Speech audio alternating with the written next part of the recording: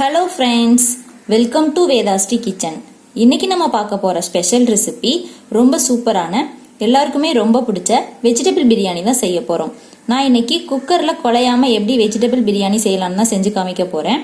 இது கூட non veg gravy, முட்டை, அப்புறம் தயிர் வெங்காயம்லாம் வச்சு சாப்பிட்டோம்னா ரொம்ப டேஸ்டா இருக்கும். வாங்க எப்படி செய்யலாம்னு பார்க்கலாம்.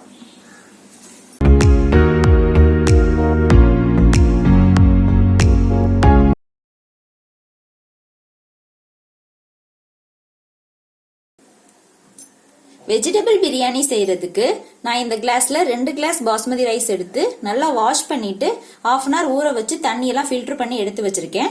இப்போ வெஜிடபிள் பிரியாணி எப்படி செய்யறதுன்னு பார்க்கலாம்.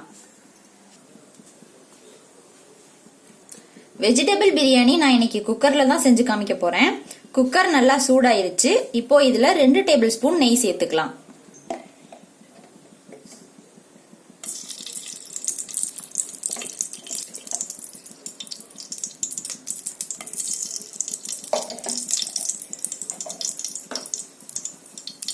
இது கூடவே ஒரு 4 டேபிள் ஸ்பூன் எண்ணெய் சேர்த்துக்கலாம்.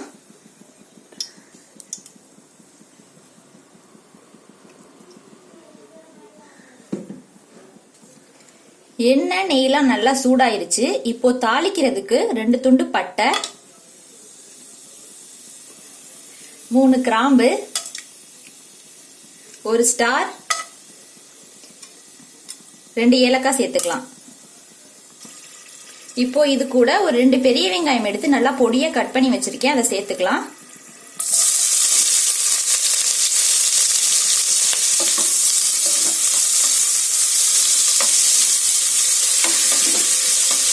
வெங்காயம் நல்லா கோல்டன் ப்ரௌன் வர வரைக்கும் நல்லா வதக்கிக்கலாம்.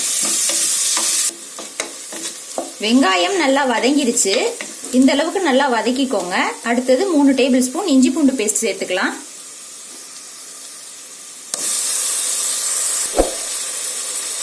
இஞ்சி பூண்டு பேஸ்ட் சேர்த்து நல்லா எண்ணெய் பிரிஞ்சு வர்ற வரைக்கும் நல்லா வதக்கிக்கோங்க.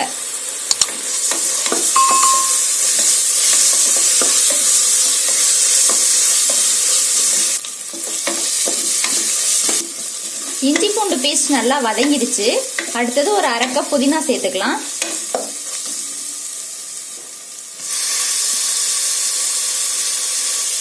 புதினாவை இந்த மாதிரி ஃபர்ஸ்ட்லயே சேர்த்து வதக்கிட்டோம்னா இந்த பிரியாணிக்கு ஒரு நல்ல ஃப்ளேவரை கொடுக்கும். புதினா சேர்த்து நல்லா வதக்கியாச்சு. அடுத்து தக்காளி சேர்த்துக்கலாம். நான் ஒரு 2 சின்ன தக்காளி எடுத்து கட் பண்ணி வச்சிருந்தேன், அதை சேர்த்துக்கலாம். இந்த தக்காளி கூடவே கொஞ்சமா உப்பு சேர்த்து நல்லா வதக்கிக்கலாம்.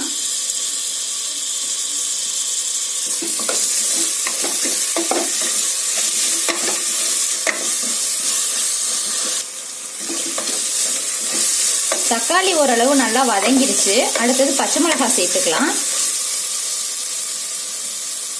நான் ஒரு 2 பச்சை மிளகாய் முழுசா சேர்த்துக்கிறேன். இது வந்து காரத்துக்காக சேர்க்கறது கிடையாது, ஒரு ஃபிளேவருக்காக தான் சேர்க்கிறோம்.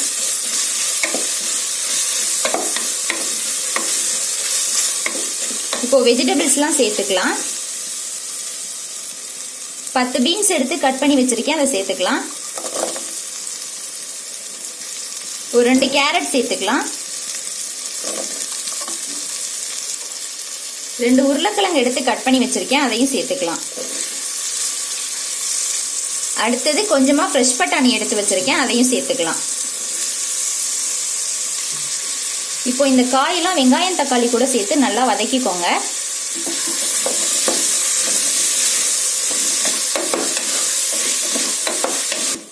காயெல்லாம் சேர்த்து ஒரு நிமிஷம் நல்லா வதக்கியாச்சு. இப்போ இந்த பிரியாணிக்கு தேவையான மசாலாலாம் சேர்த்துக்கலாம். 1/4 டீஸ்பூன் மஞ்சள் தூள், 1 டீஸ்பூன் பிரியாணி மசாலா. இந்த பிரியாணி மசாலா ஆல்ரெடி நம்ம சேனல்ல வீடியோ போட்டிருக்கோம். இதோட லிங்க் டிஸ்கிரிப்ஷன் பாக்ஸ்ல கொடுக்குறேன், போய் செக் பண்ணிக்கோங்க. 1 டேபிள் ஸ்பூன் மிளகாய் தூள். இப்போ இந்த மசாலாலாம் காய் கூட சேர்த்து நல்லா வதக்கிக்கோங்க.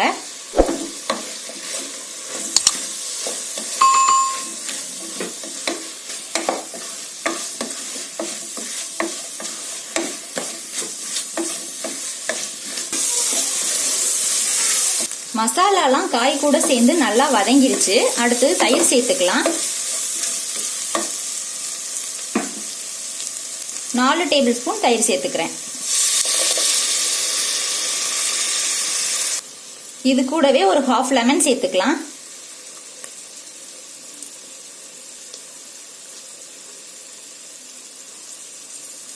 இப்போ இது எல்லாத்தையும் சேர்த்து நல்லா வதக்கிக்கோங்க. எண்ணெய் பிரிஞ்சு வர்ற வரைக்கும் நல்லா வேகட்டும்.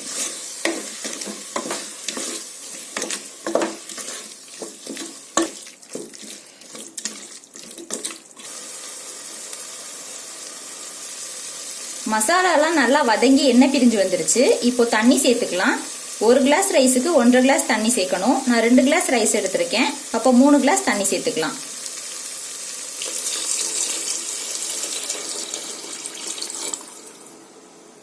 தண்ணி மெஷர்மெண்ட் ரொம்ப முக்கியம். கரெக்டா சேர்த்துக்கோங்க. அப்பதான் நமக்கு ரைஸ் வெந்து வரும்போது கரெக்டா வரும். இப்போ இந்த பிரியாணிக்கு தேவையான அளவு உப்பு சேர்த்துக்கலாம். நீங்க உப்பு செக் பண்ணும்போது கொஞ்சம் அதிகமா இருக்கணும். அப்பதான் நம்ம ரைஸ் வெந்து வரும்போது கரெக்டா இருக்கும்.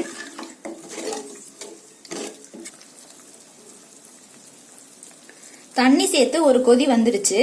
இப்போ ரைஸ் சேர்த்துக்கலாம்.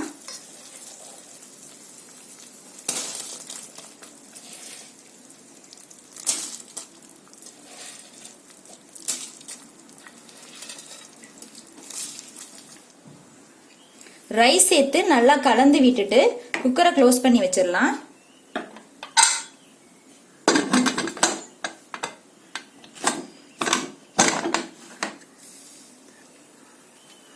ஃப்ளேமை ஹைல வச்சு ஒரு விசில் வச்சுக்கோங்க. அதுக்கப்புறமா 5 நிமிஷம் சிம்ல வச்சீங்கன்னா பிரியாணி ரெடி ஆயிரும்.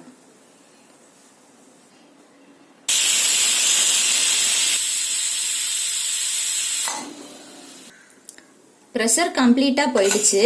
இப்போ ஓபன் பண்ணி பார்க்கலாம்.